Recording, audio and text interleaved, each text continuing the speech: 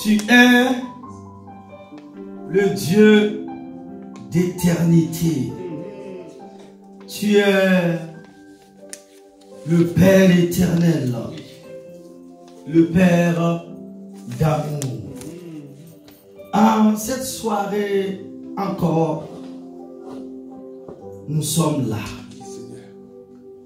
Que ta présence nous envahisse sur cette terre des hommes. Sans ta sainte présence, nous ne pouvons rien faire. C'est pourquoi, quand Jésus est descendu jusqu'à nous, ta parole dit, Dieu l'a oint du Saint-Esprit et de force. Jésus allait de lieu en lieu, faisant du bien et guérissant tous ceux et toutes celles qui étaient sous l'emprise du malin.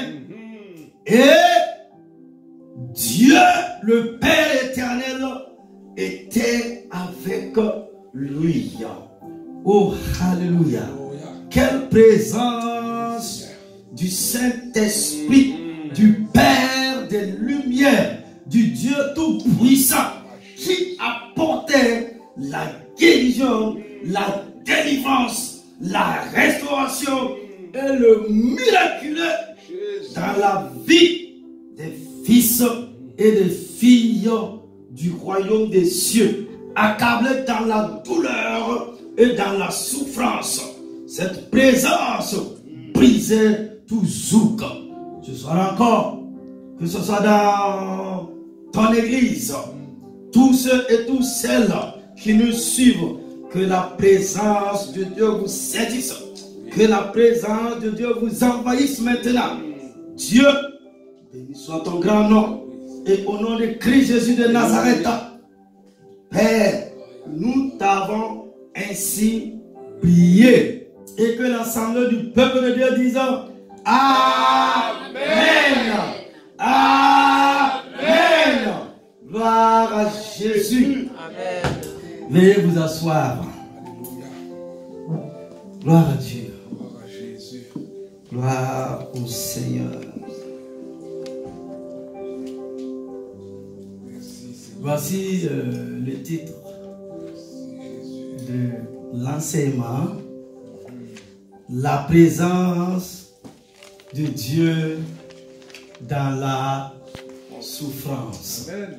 Peut-être toi tu ne souffres pas, mais ton frère, ta soeur, dans ta famille ou dans ta maison, quelqu'un est dans une souffrance.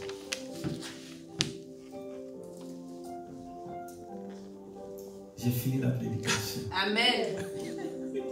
Amen. Amen. La présence de Dieu dans la souffrance ou la présence de Dieu dans notre souffrance. Et comme texte biblique de référence, nous lisons dans Ecclésiaste. Là, vous ne l'avez pas là. Ecclésiaste au chapitre 7, verset 14. L'homme qui a vécu, qui a été rempli de la sagesse de Dieu, nous parle ici. Verset 14. Le jour du bonheur soit heureux, et le jour du malheur réfléchis. Dieu a fait l'un comme l'autre, afin que l'homme ne puisse absolument pas découvrir ce qui se passera après lui. Waouh! Gloire à Dieu. Notre deuxième texte biblique dans le Nouveau Testament, Galates au chapitre 6, verset 7. Et j'aimais cette parole de l'apôtre Paul. Verset 7, l'apôtre nous dit ici, ne vous y trompez pas. On ne se moque pas de Dieu.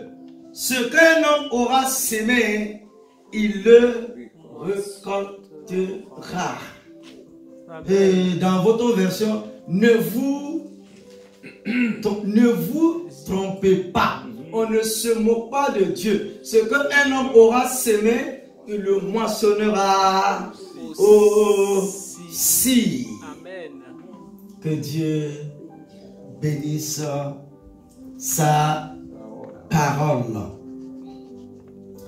Hommes, frères, la douleur et la souffrance font partie intégrante de l'expérience humaine normale.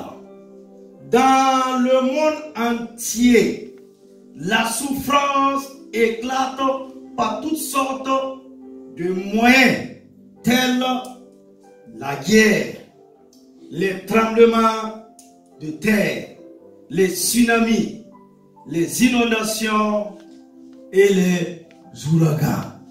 Dans notre vie personnelle, la souffrance est souvent liée aux relations brisées, à la maladie, au décès d'un enfant, au divorce et à la perte d'un emploi. La souffrance nous prend souvent au dépourvu. La douleur qui l'accompagne et qui s'empare de nous est indescriptible. Elle a des répercussions sur notre corps, nos émotions, nos relations et notre vie spirituelle. À travers la souffrance, nous nous heurtons contre un ennemi sans nom, sans visage et sans cœur. Ce même ennemi soulève des questions auxquelles nous ne trouvons pas de réponse satisfaisante. Toutefois, aussi difficiles qu'elles puissent être, ces questions nous poussent à chercher de meilleures réponses. Église, je vous pose cette question-là. Comment réagir lorsque la souffrance s'immisce dans notre vie? Une deuxième question. Comment trouver Dieu au cœur des moments les plus sombres de notre vie? Pour acquérir une perspective sur la souffrance, il n'y a pas meilleur point de départ que la vie et les expériences de Job, le patriarche.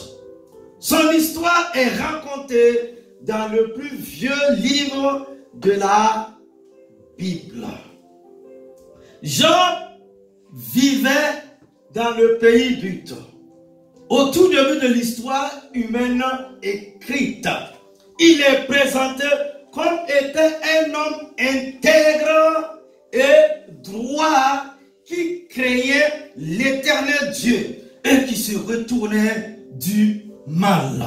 Job au chapitre 1, verset 1.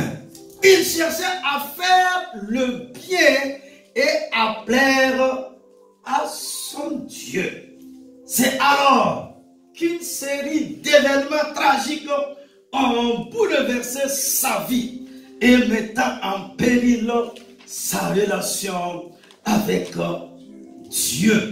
Le plus vieux livre de la Bible traite du dénominateur commun de l'existence humaine, le problème de la douleur et de la souffrance. Bien que l'histoire de Job soit connue, elle en dit plus que ce que nous pourrions nous imaginer au sujet du monde, de nous et de Dieu.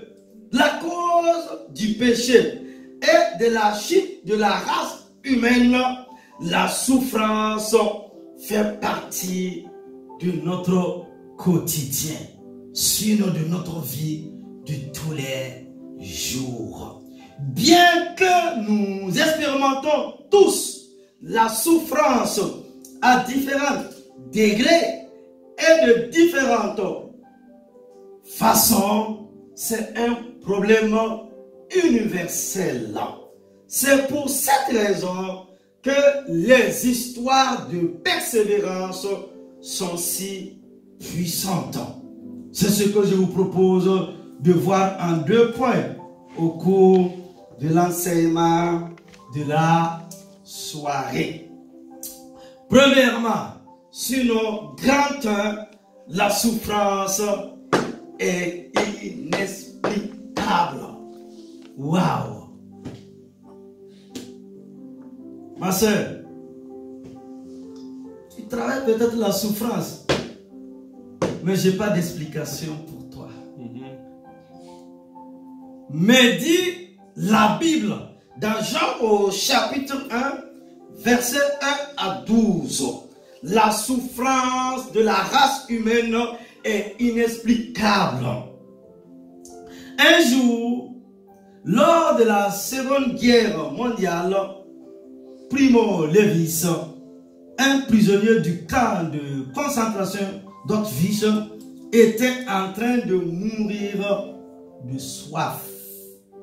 Blotti dans ses quartiers, il s'est approché de la fenêtre où il avait aperçu un glaçon qui pourrait humidifier sa bouche desséchée.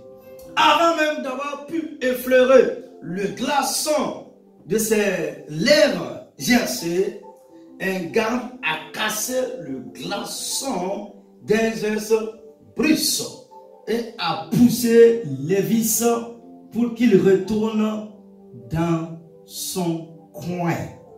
Surpris par un tel acte de méchanceté, Lévis a demandé au garde pourquoi il avait fait cela. Le garde a répondu: ici, il n'y a pas de pourquoi. C'est parfois ce que nous ressentons. Nous souffrons sans obtenir de réponse satisfaisante à notre pourquoi. Contraint d'accepter un pourquoi pas soufflé avec mépris par le silence. C'est probablement ainsi que s'est senti Job lorsque l'épreuve de la souffrance s'est introduite dans sa propre vie. Il ignore quelle était la toile de fond spirituel de ce qu'il vit.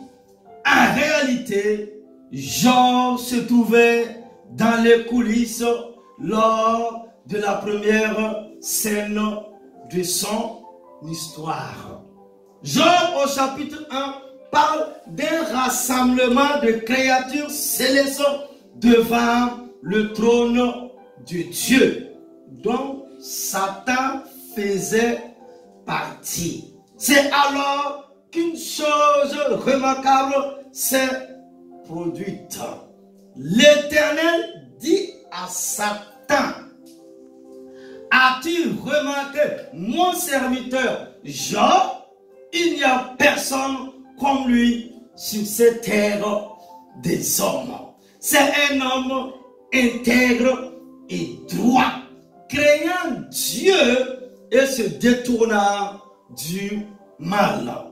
Et Satan répondit à l'Éternel: est-ce d'une manière désintéressée que Job craint Dieu?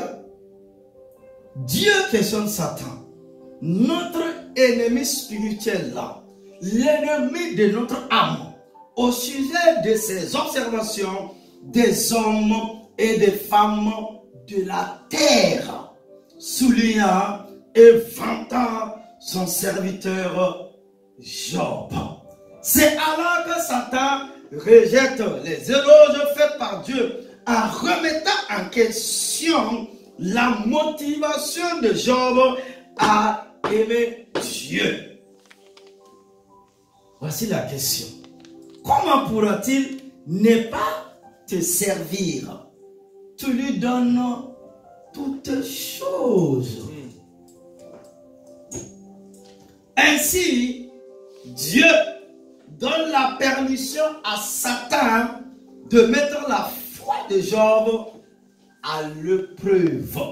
Job est ainsi destiné à participer à une expérience cosmique dont la souffrance est la variable utilisée pour tester l'authenticité de sa dévotion à Dieu et de sa relation avec lui. Cet échange entre Dieu et Satan montre clairement que notre vie est intimement liée à un enjeu spirituel éternel.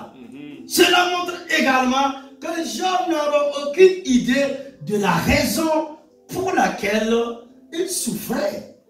La seule chose dont il était conscient était sa souffrance. La cause était inconnue. Comme l'a dit Os Guinness, la vie n'est pas seulement difficile. La vie est injuste.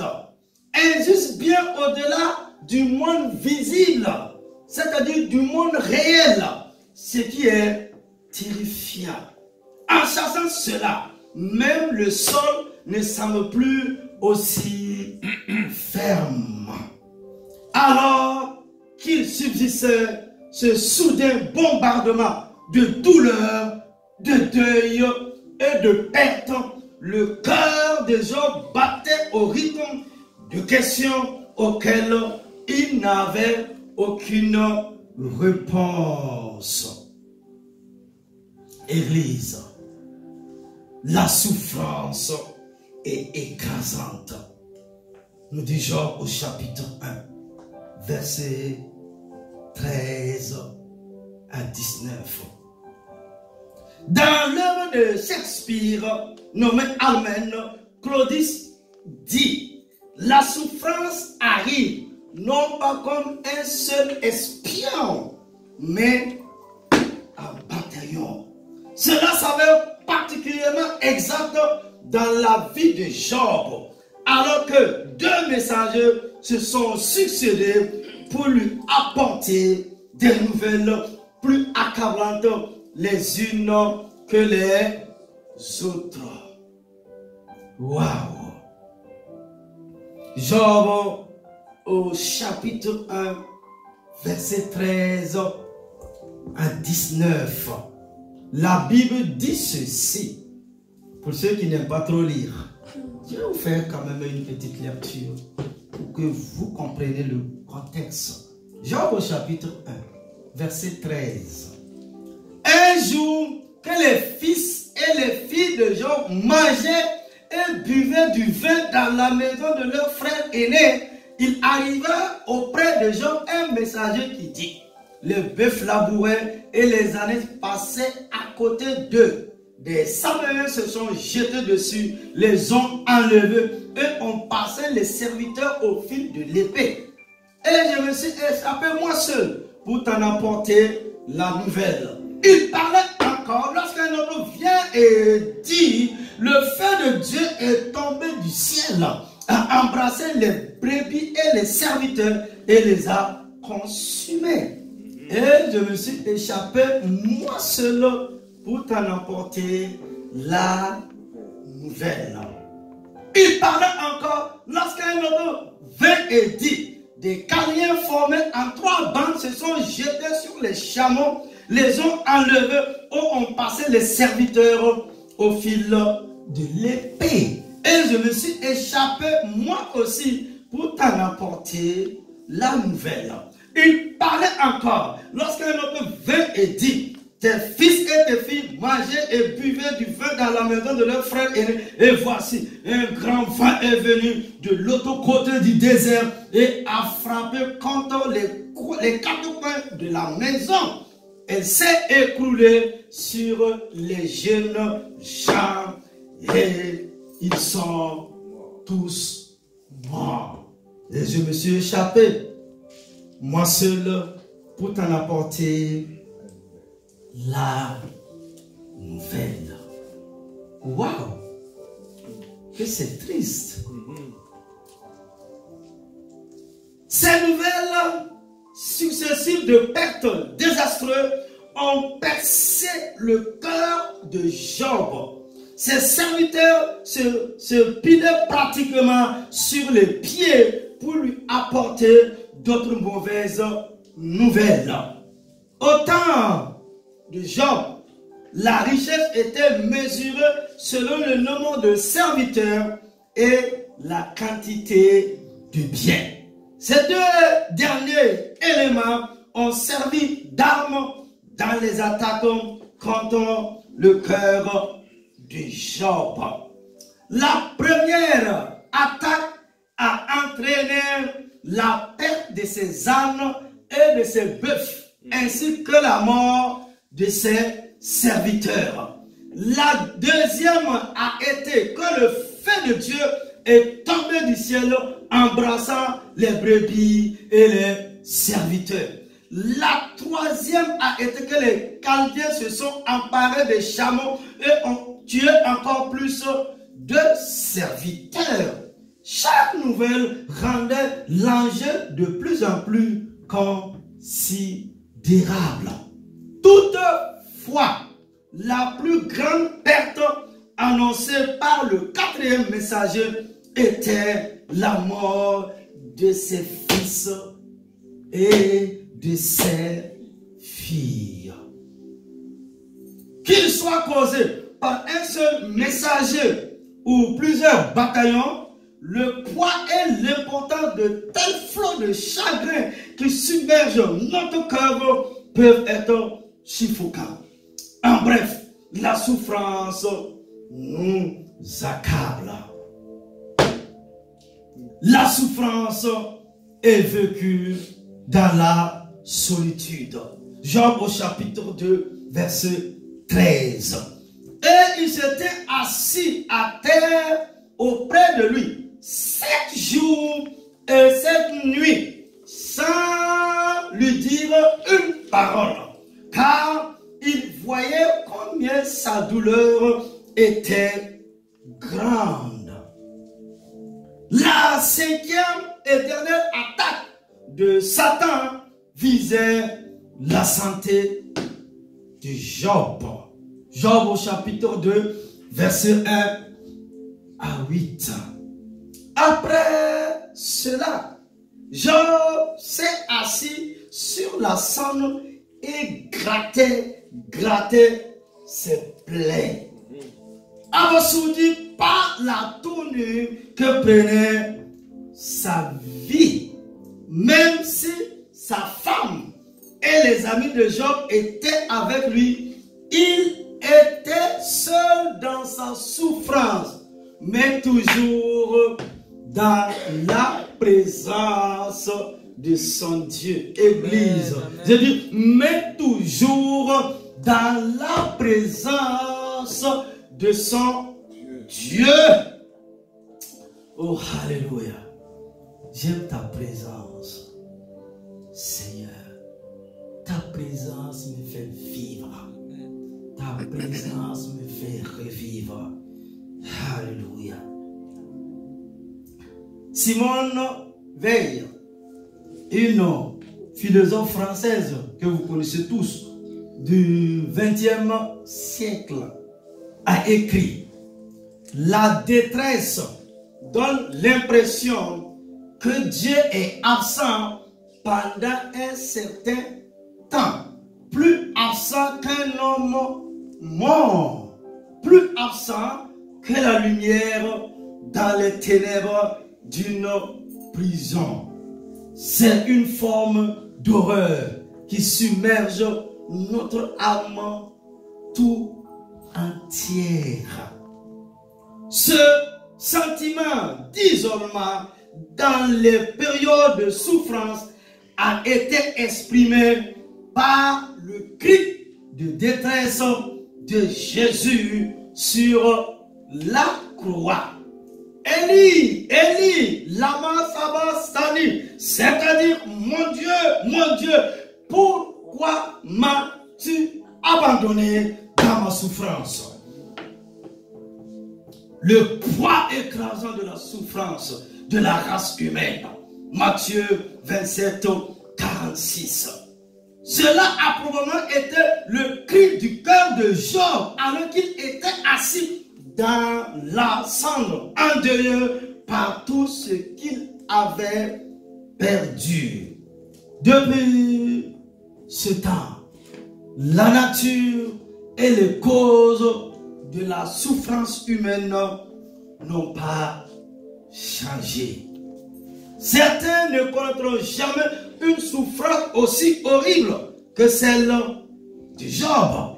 D'autres connaîtront bien pire. Dans tous les cas, chacun connaît sa propre souffrance. Une souffrance inexplicable, écrasante et qui se vit dans la solitude. Et nous arrivons au grand 2. Deuxièmement, une sagesse acquise par la souffrance. Waouh!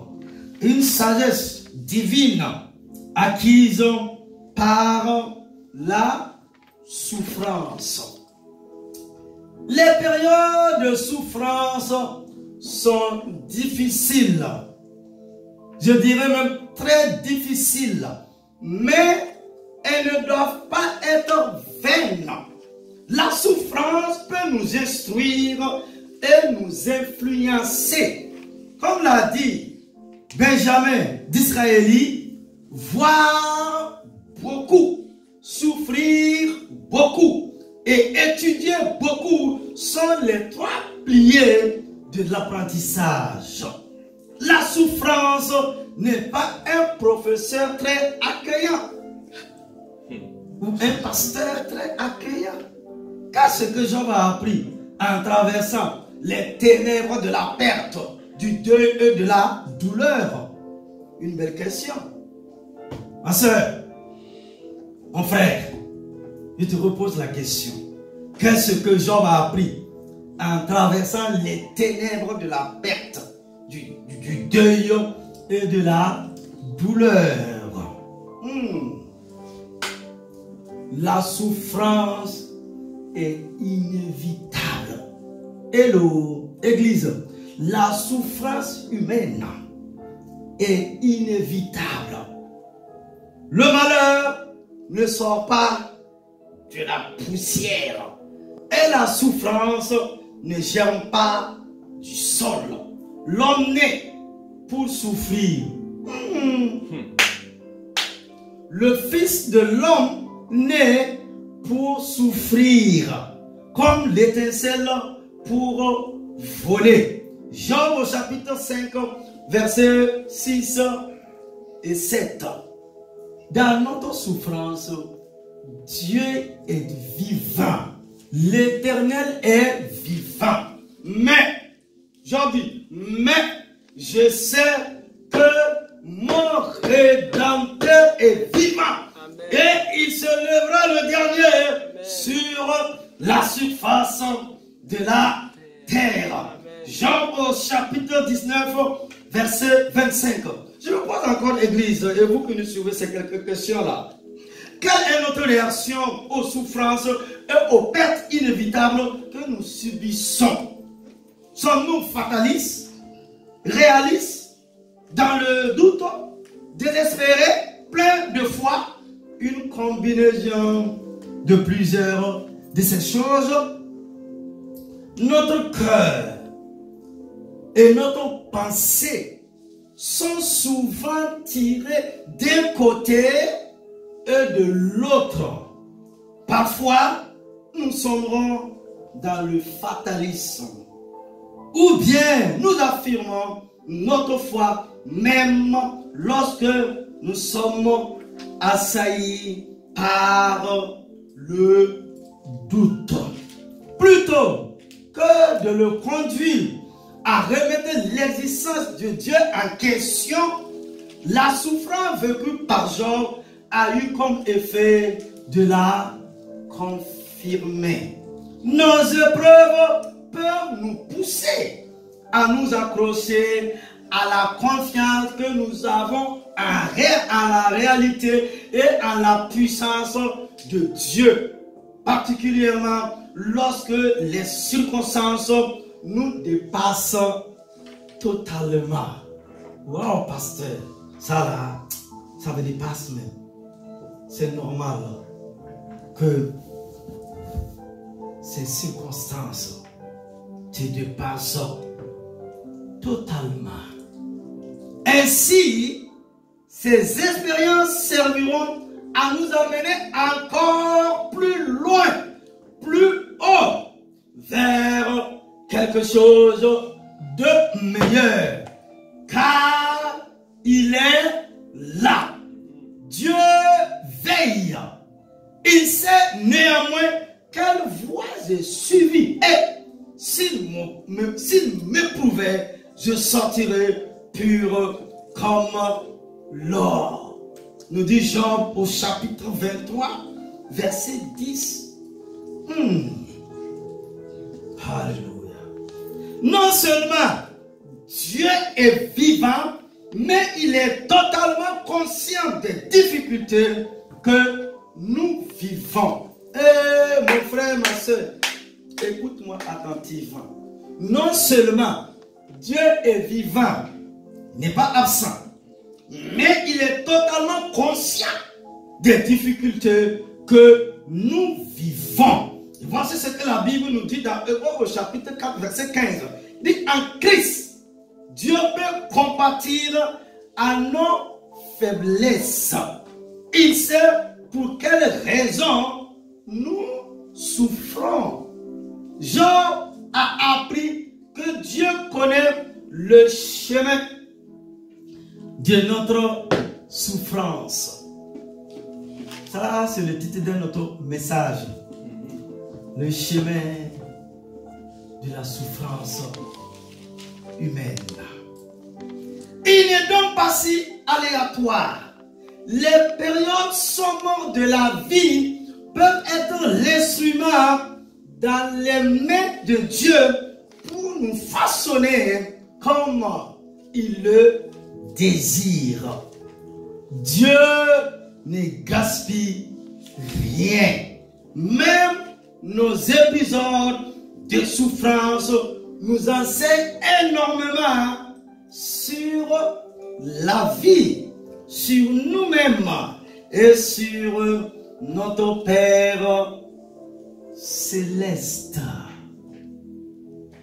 Ma soeur, dans notre souffrance, Dieu est digne de confiance. Amen.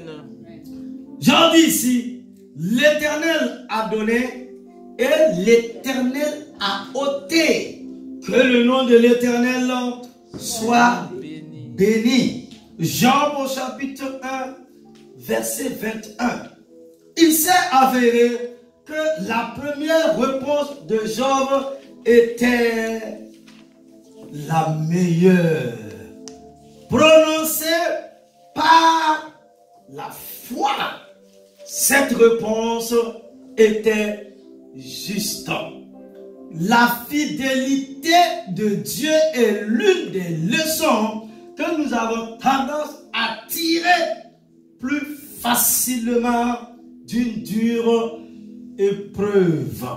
Même au cœur de la pire tempête, la sagesse et la fidélité impénétrable de Dieu sont une ancre indestructible. Alléluia. Et nous avons vécu des événements ces derniers temps, que ce soit dans le Calvados, hein, pas de Calais, aux États-Unis. Il n'y a pas d'explication. Des gens qui ont économisé 20 à 30 ans. L'eau est venue, tout est parti. C'est difficile. C'est amer à voir. Ce n'est pas la cause de l'État. C'est des événements. Ça fait partie de la vie. Le vent est venu. La tempête est venue. L'ouragan est venu. Comme il y a quelques années, nous avons vécu le tsunami. Et les séquelles sont toujours là. Est-ce pendant ces temps de grandes difficultés que nous allons rapprocher, dire où est Dieu dans ma souffrance? Dieu est mort. C'est ce que disait un homme. Il dit Dieu est mort. Quelle force de parler ainsi. Mais à la place de l'éternité, il a compris. Dieu est plus vivant que jamais. Amen. Comme vous n'arrivez pas à m'expliquer, et je vous lance ce défi pour te ramener à la fidélité de Dieu, hein, à l'intégrité de Dieu, à la gloire de Dieu, à la toute puissance de Dieu, à sa sainte présence. Ta vie a eu un commencement. Pour toi, c'est un commencement. Mais qu'est-ce qui était avant le commencement?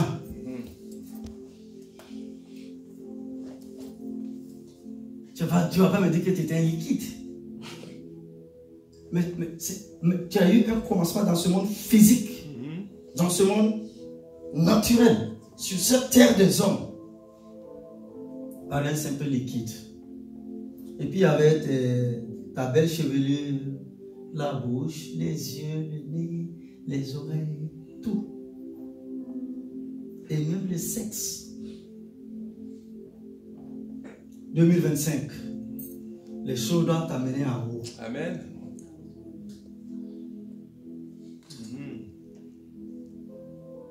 Les choses doivent t'amener dans la présence de Dieu. Alléluia. Pour vivre le miraculeux.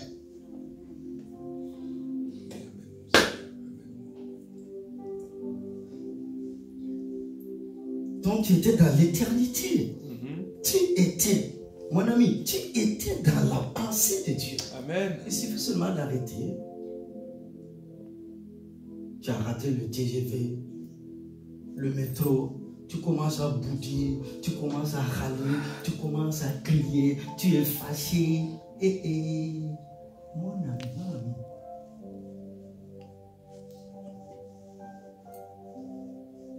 Nous sommes devenus tellement rationnels avec le siècle des Lumières. Quand je lis leurs livres, là, avec le siècle des Lumières, nous voulons tout comprendre.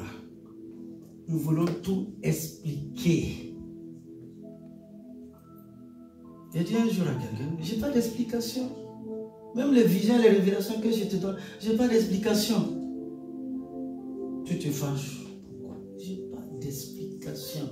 Donc, si tu arrives à m'expliquer, à partir d'un simple liquide, il y a eu cheveux, il y a eu tes os. Tu es devenu un homme ou une femme. Tu as eu des enfants et des petits-enfants sur cette terre des hommes. Et un jour, tu vas te retrouver sur ce bout de terre. C'est la poussière. Tu es poussière au fil des siècles. Donnez-moi l'explication.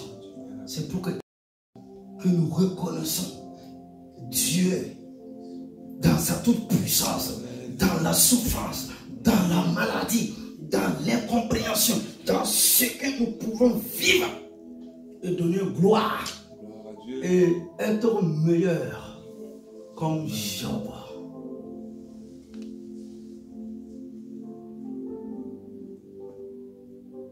Je ne sais pas, est-ce qu'il y a quelqu'un qui a perdu tant d'enfants en un seul jour comme Job? On a eu un papa, un père de la foi qui est toujours vivant. Son épouse est partie dans la gloire. Mais en un seul jour, il a perdu 2 de ses filles. 7 ans et 5 ans. Vous savez, les marigots en Afrique et tout, ils sont allés pour puiser le jouet. Il y a une qui est rentrée, l'eau l'a emporté. La petite soeur, elle voulait attraper et puis, voilà, c'est fini. Ils sont partis. Mais aujourd'hui encore, cet homme, dans les 90 ans, son amour avec Dieu, il dévance tout le monde à l'église. Il est resté solide. Amen. Ça nous enseigne. Donc Job, dans la gloire demain, il ne sera pas le seul. Que Dieu nous aide. Amen. À aimer Dieu. Amen. Et à vivre la présence de Dieu dans notre souffrance. Je vais conclure. Et on va prier. Je vais prier pour vous. J'ai ouvert la parenthèse pour te parler un peu. Ce cœur à cœur.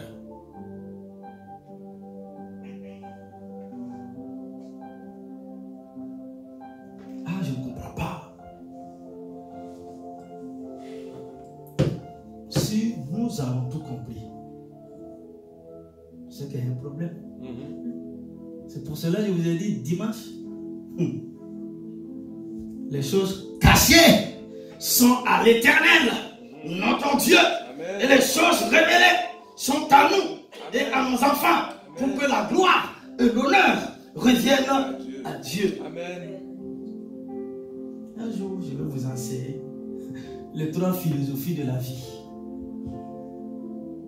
Les 3 philosophies de la vie de l'homme sur cette terre des hommes. Mon ami, tu seras toujours en bonne santé.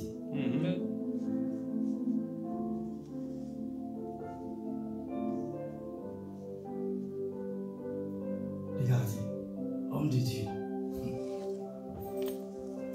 Dieu a pris Abraham.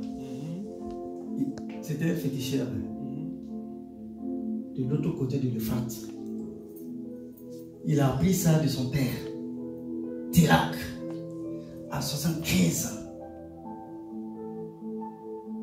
pour qu'il devienne le père de la foi. Quand Jean-Baptiste a un âge avancé, le papa de Jean-Baptiste, Zacharie. Voilà, Zacharie a un âge avancé. Où lui-même il a dit c'est fini. C'est là que Dieu donne un enfant. Amen. À sa vieillesse. Lui-même il a ri. Pour la consolation d'Israël.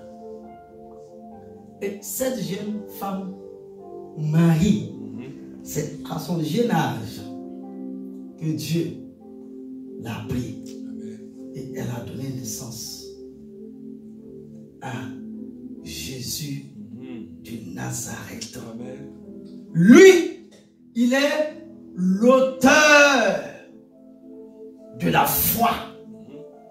Donc on a le père de la foi et on a l'auteur de la foi. Et Dieu, il s'appelle l'ancien des jours. Il n'a ni commencement, il n'a ni fin.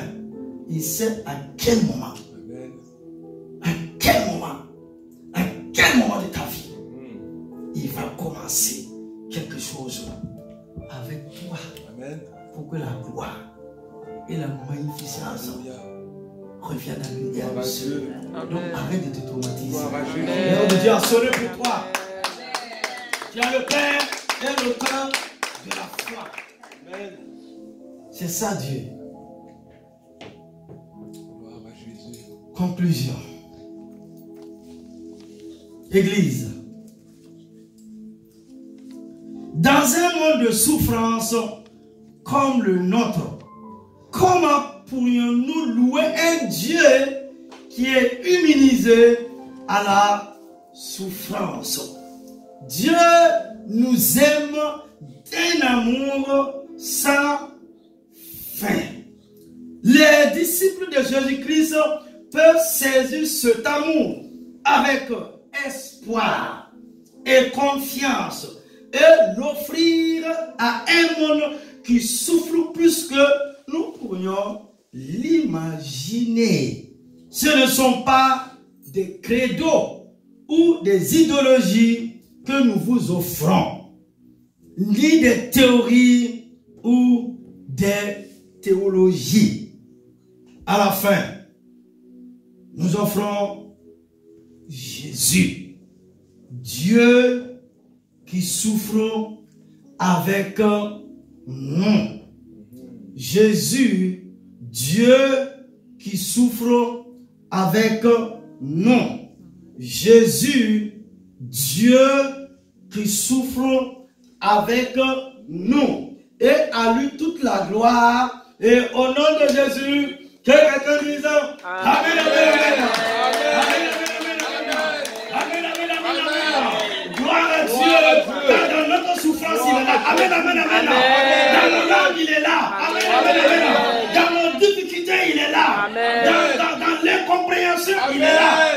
Dans ces choses bizarres que nous n'arrivons pas à expliquer, il est là, il est là, il est là, il est là, il est là. Il est là au cœur de la souffrance pour nous délivrer. Alléluia. Amen. Amen.